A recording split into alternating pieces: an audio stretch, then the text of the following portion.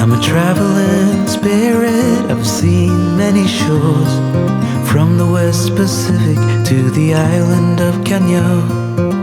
They treat me like a son anywhere I go, and even though no one can tell, I still feel that I'm alone.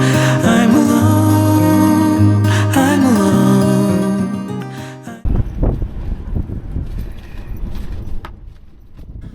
Welcome back. It's Thursday the 18th of September. The last time you saw us we were on the ferry from Scrabster to Stromness. I'm so glad that we came on the earlier ferry because, crikey, last night it was as windy as a windy thing. The van was definitely rocking. Nice campsite despite the wind. It's called the Point of Ness and has all the usual things you would expect of a campsite. Super clean facilities, there's a day room, there's a kitchen, there's a laundrette. The showers are superb. We had to move pitches this morning and Darrelle nearly got blown away. Trying to put the levelling blocks under the van was an experience in 60-mile-an-hour winds. I nearly hit the van with them as they blew out of my hand. Luckily she didn't. So here's a bit of footage you're watching now from the campsite. Hunker down day today. We'll see you tomorrow.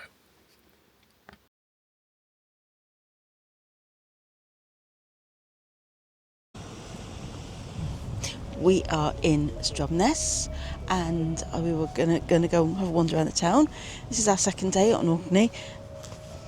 Usual problems parking. The free car park was completely full, so we've had to pay to park, and the bays are very tiny, so we're sort of sticking out a bit, but not much you can do about that.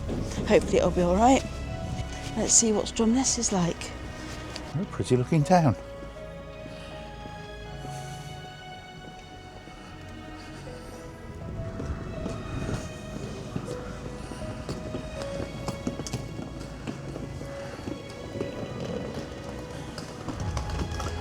Apparently, similar to a hen, I'm not allowed to puff him.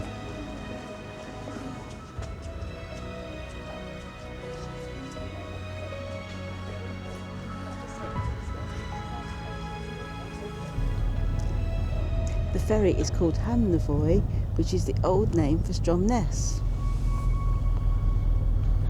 Fun fact.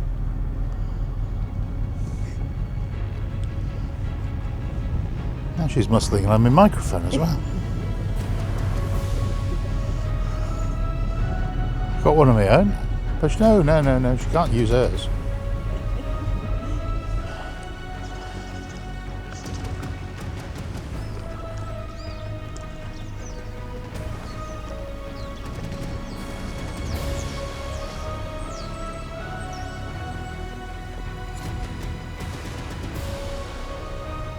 Some people start with a visit to the Tourist Information Office. We try and find a museum. Doesn't always pay off, sometimes. This wee fellow is called Buddo. The Scarabei Buddo is one of only a handful of figurines known from the British Neolithic. It dates from around 2900 to 2400 BC and is exceptionally rare to find representations of humans from this time. Buddo has been carved from a piece of whalebone. Eyes in the mouth have been cut in the face and the body has a navel, but otherwise is unadorned. Two holes extend through the head and body, and these may have been used to suspend it. The figurine was originally discovered at Skara Brae by the landowner William Watt in the 1850s or the early 1860s, found in a stone bed compartment in House 3, which had been mostly lost to the sea by that time. Buddo has an international following. #Buddo. The big question is, why? What is he? What do you think? Dr. John Ray was born and brought up in Orkney. He was one of the most important Arctic explorers of the 19th century, discovering the existence of a navigable Northwest Passage to the east. Dr. Ray also discovered the fate of Sir John Franklin's expedition, which, while seeking the Northwest Passage, had been lost to the Arctic wastes in the 1840s. Demand for fur hats in Europe's fashion market led to the foundations of the Hudson's Bay Company. King Charles II granted a royal charter in 1670, giving the company exclusive fur trading rights within the vast area around Hudson Bay. The area, which they called Rupert's Land, took up around 40% of the present-day Canada. The ships took a northerly route around Britain. They called it Stromness for fresh food and water and to recruit workers. By the end of the 1700s, more than 3/4 of the workforce came from Orkney.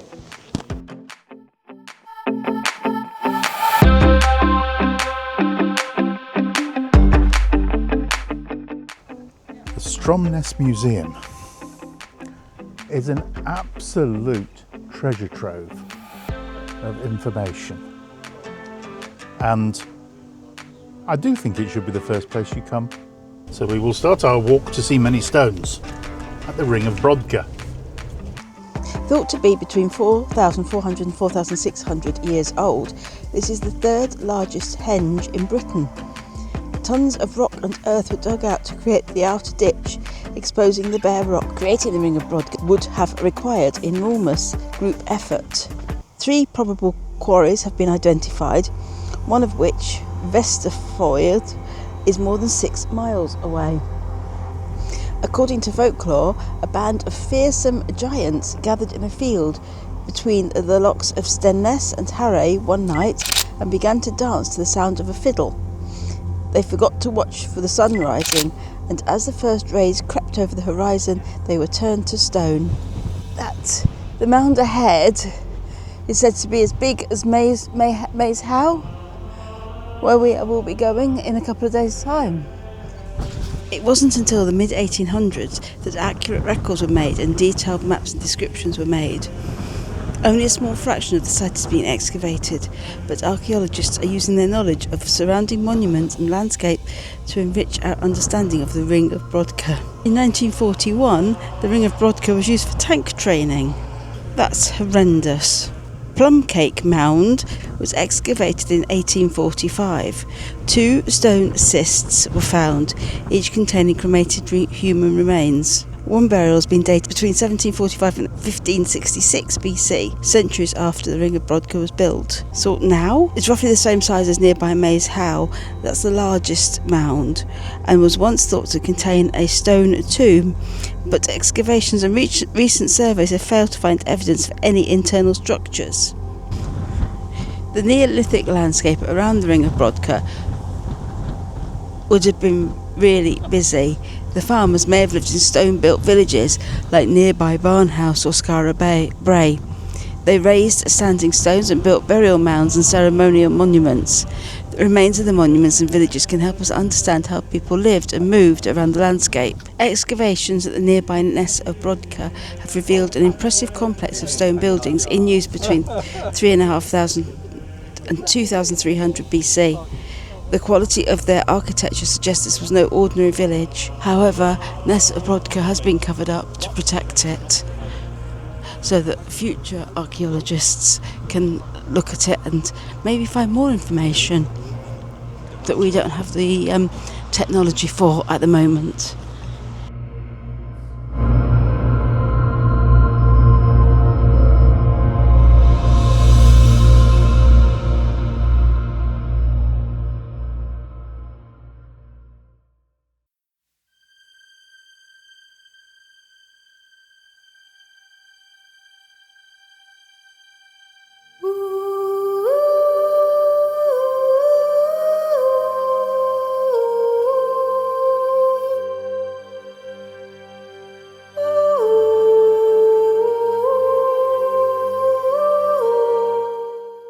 We are going to attempt a walk across here, the Brough of Bursay. It is incredibly windy.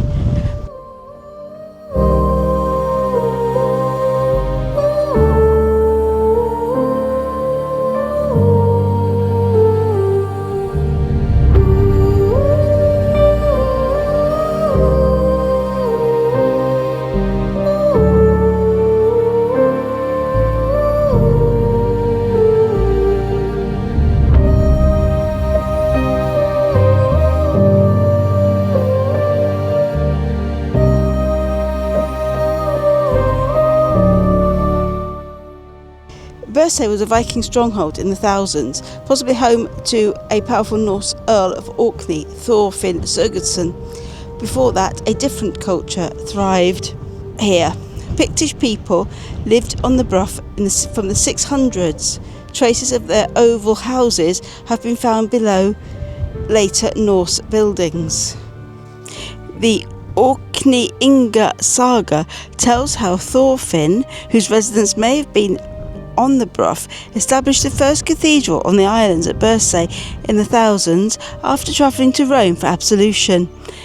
Known as Christ Church, it was most likely on the mainland where St Magnus' church stands today.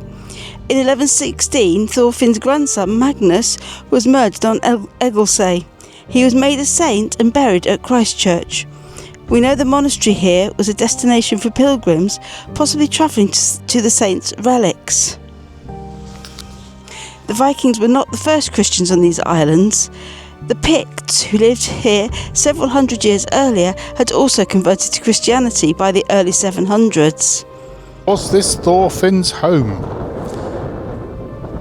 These are the remains of Norse houses from the 900s and 1000s. This was a wealthy and advanced settlement with drainage systems, possibly home to the most powerful man in Orkney, Earl Thorfinn the Mighty. You can only say it like that, can't you? Earl Thorfinn was the grandson of Malcolm II of Scotland and a formidable figure in Norse Orkney. The Orkney Inga saga, written about 1200, says that he had his permanent residence in Bursay, either here or on the mainland. These houses were certainly comfortable enough for a man of his status. The largest indeed may have been his hall. The saga tells us by the time of his death in 1065, Thorfinn controlled Orkney, the Hebrides, 9 Scottish earldoms, and much of Ireland. A description of Thorfinn from the Orkney Inga saga, written about 1200, says, "The tallest and strongest of men, ugly, with black hair, sharp features and a big nose, and a somewhat swarthy countenance.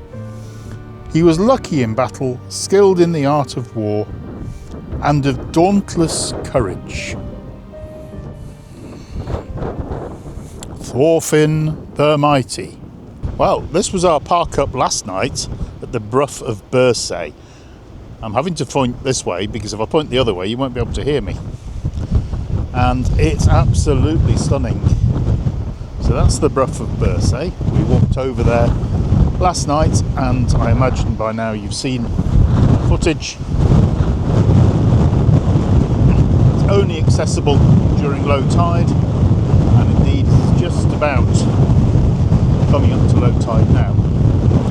So we spent tonight here on this car park, and when I turn around you'll see why it was so blustering.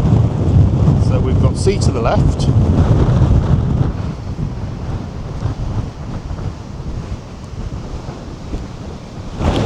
and to the right. So we're in the area of Palace in Bursay, which contains the Earl's Palace. We'll go and have a look at that in a moment. Magnus Erlendsson was joint Earl of Orkney from 1106 to 1117. Following his martyrdom on Egilsay, his body was transported to Christ Church, Bursay, thought to be below the present church. Miracles began to occur. After some 20 years, his remains were enshrined and placed above the altar, first in Bursay and then Kirkwall, prior to their final enshrinement in St Magnus Cathedral, which was raised in his name. The Earl's Palace was built for the notorious Robert Stewart, Earl of Orkney, in the 1570s to 80s. This Renaissance palace is a bold statement of wealth and power. Robert was an illegitimate son of James V and noblewoman Euphemia Elphinstone. He was made Earl of Orkney in 1581 by his nephew, but began building the palace long before that, in 1574. He considered himself an absolute ruler of Orkney and Shetland, as did his son and successor Earl Patrick. Earl Patrick succeeded his father in 1600. Known as the Black Patey, he had the reputation for violence and a taste for luxury he could not afford.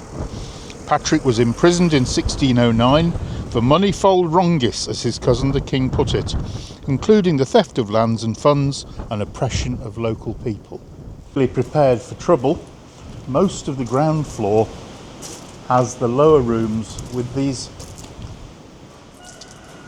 holes for shooting people. The upper floors being where the main accommodation was, and the long hall, which was very long. A place where people would walk, talk, do business and hatch plots.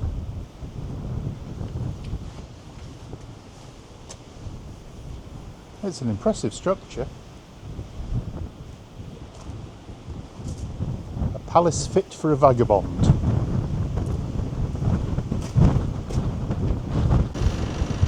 You can hear me against the wind. The landscape is just stunning.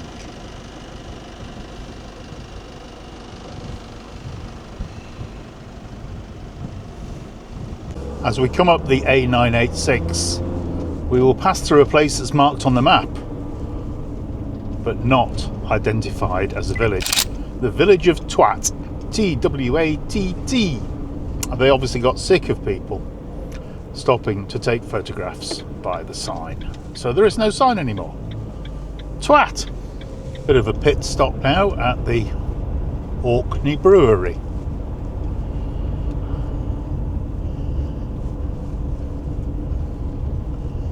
Looks like the coach party got here first. The Orkney Brewery started production in 1988. The visitor centre and shop is housed in an old school, the school that the owner used to attend. They do several tours daily in what was the old school refectory. Coming down to the Bay of Scale. Skyle? School?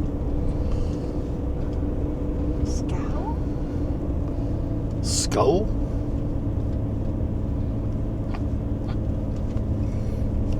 They say the climate on Orkney is a lot more gentle than you would imagine because of the Gulf Stream. So much less rainfall than Scotland gets, and what rainfall there is tends to come through in squalls and blows across. And similar to the rest of the UK, 2025 has been a particularly dry year. Don't think it's a day for a swim though.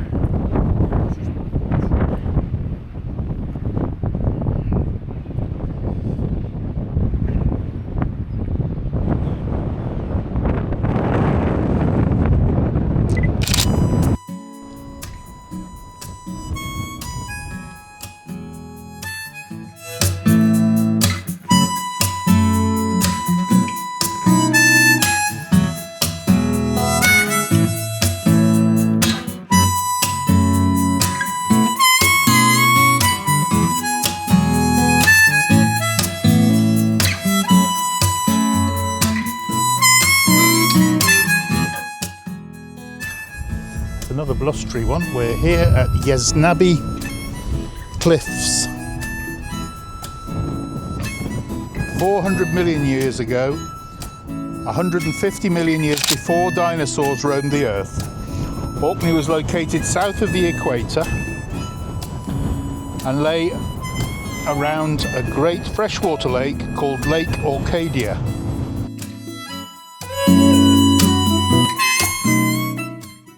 Unstand chambered cairn was probably built about 5,000 years ago as a communal burial place. It's an unusual example of a stalled cairn with internal divisions or stalls with a single side cell.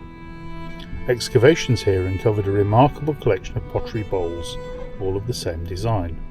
Similar bowls were subsequently found in other Neolithic tombs in Orkney and were known as Unstoneware.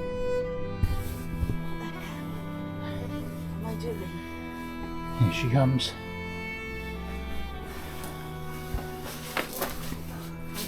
My coat. Hello. Oh, goodness me. Wow. Very strange. But there we are, the inside of a chink cairn. quite a spooky place, really. Well, the old graffiti, 1890.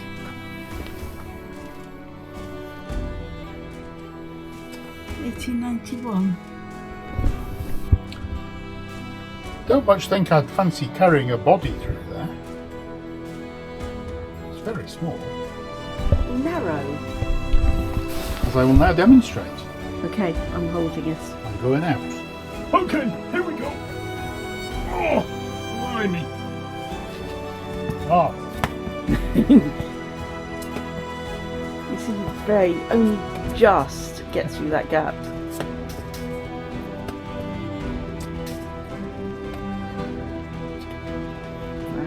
I don't actually have to quite crawl, I can bend.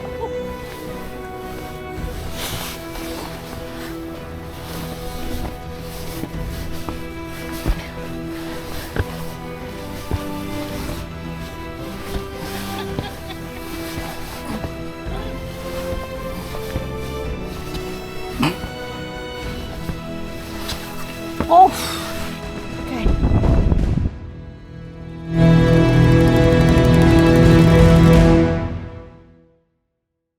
so we have a slight change of plan this morning. Skara Brae is closed due to high winds. So we're off to the Stones of Stennes. And just behind that is another Neolithic village that we're going to visit, Barnhouse Settlement. called Barnhouse Settlement. Just in the distance in the rain, you'll be able to see the stones of the Ring of Brodka.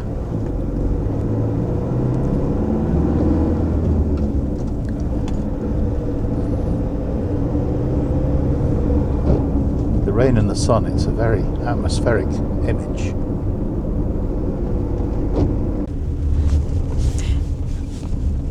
We're just coming into the Stones of Stennes. We've been told to walk straight past it and go to Barnhouse Village first and then walk back, because apparently that's much more interesting to see the way the people walked here. The Stones of Stennes, another amazing Neolithic standing stone site.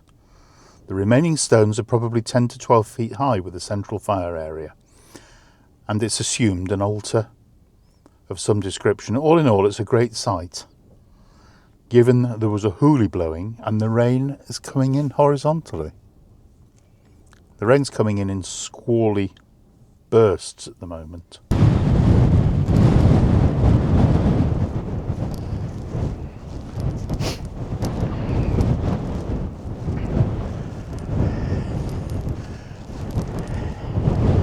Goodness.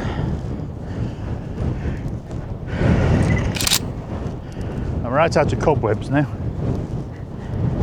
All blown away. All my cobwebs have been blown away. The spider living in the van.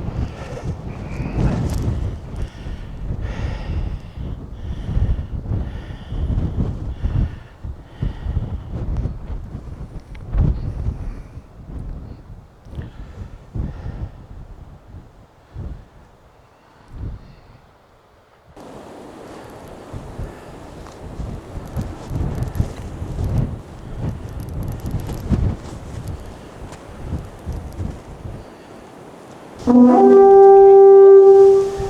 wouldn't do that. Philip, don't do it.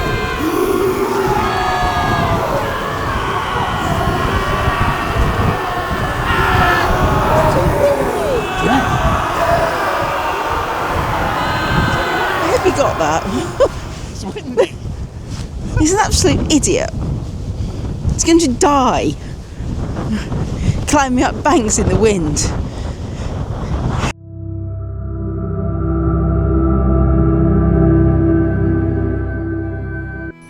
It's little more than 100 metres away from the stone circle of Stennes.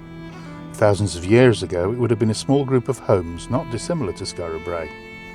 Indeed, these homes also had their own hearths, box beds and stone furniture, just like its cousin on the coast. Although all that remains at Barn House are lower walls of just a few of the original 15 houses, you can really get a feel for what life would have been like here 5,000 years ago. Two of the structures are larger than any of the others here or at Skara Brae, leading archaeologists to the theory that these buildings housed people of great importance. Another school of thought is that with the proximity of the standing stones of Staness, Barn House could have been home to the stonemasons who built the circle.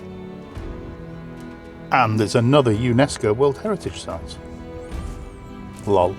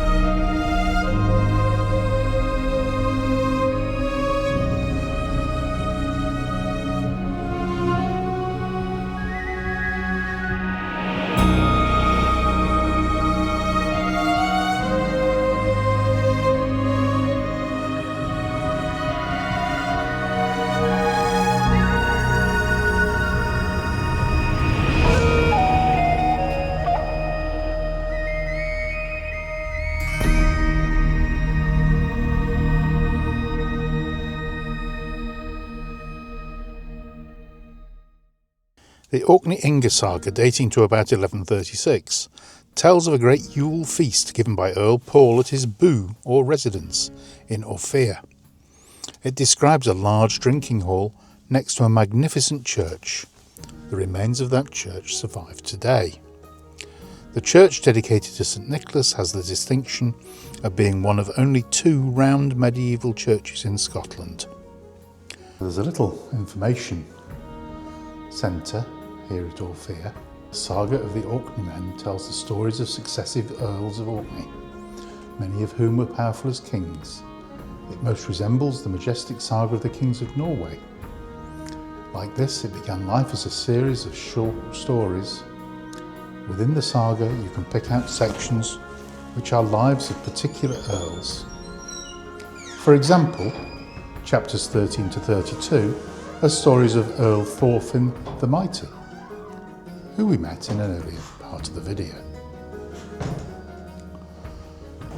There was a man called Kettle Flapnose, son of Bjorn Gunnar.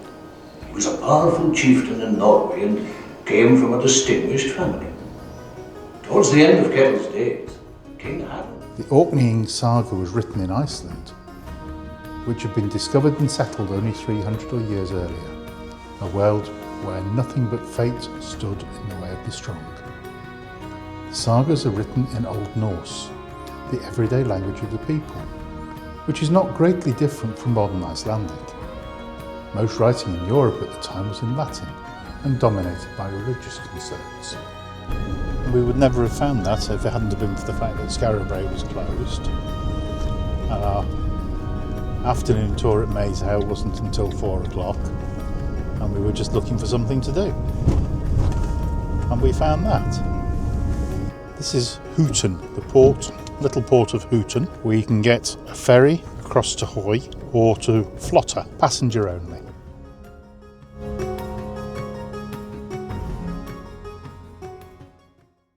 So this is the approach to Maze House. There's no photography inside, so sorry, I won't be able to show you what's inside, but I can show you the way there. Welcome to Maze How, Neolithic chambered tomb. It's 5,000 years old. No organic material or human remains have been found in this tomb, but we have in other tombs of this type. Roughly 7.5 metres high, 35 metres across, so quite large. And it is surrounded by a ditch and a bank all the way around. And the ditch and the bank, archaeologists refer to as a henge. The winter alignment, December the 21st, 3 weeks either side. You can come and see the winter alignment. If you're on holiday on Orkney in December, first ask yourself why. I've lived here 22 years, I can't recommend coming up in December. If you are here and you want to come along, you can buy a ticket. You've got to feel lucky. There is only a 1 in 7 chance on any day in December that you will actually see the sun hit the hill of Hoy because of all the weather that's blowing through. But on one of those lucky days, hits the hill of Hoy, lines up the barnhouse stone, and then it starts to come down that passageway. Oh, this is 2 o'clock in the afternoon, by the way. Sunset on December the 21st is between 2:30 and 2:35. It's going to come up at 10 in the morning. About 2:30, 2:35, it starts to come down that passageway. It's the only time I turn the lights off. Comes down the passageway and it hits that side wall. And it starts to come down the wall and runs along. And then that widens into a rectangle on the back wall. And the lights are off so it reflects and lights the chamber up. Hello, future us here. Editing the video and realising that we've got far more to fit in than will fit in one video. We have loved our first few days on Orkney. We could bore you for hours about the history of this place. So next on our agenda is a trip to Skara Brae. Yeah. Hopefully third time lucky, because as you've already seen, first time fully booked, second time wind, third time lucky. Let's hope so. Wind. The wind is ferocious. It really is. And in the van, you really feel it. At every turn, at every corner, it's windy. And when you're trying to sleep and the wind is howling around the van and rocking the van. Very, very windy. So, I hope you're enjoying the video. Please do subscribe if you haven't already. If you ring the bell, it should give you notifications. And we'll see you in the next one. And I can guarantee there's some superb stuff to come. Oh yeah. Bye. They treat me like a son anywhere I go. And even though no one can tell, I still feel that I'm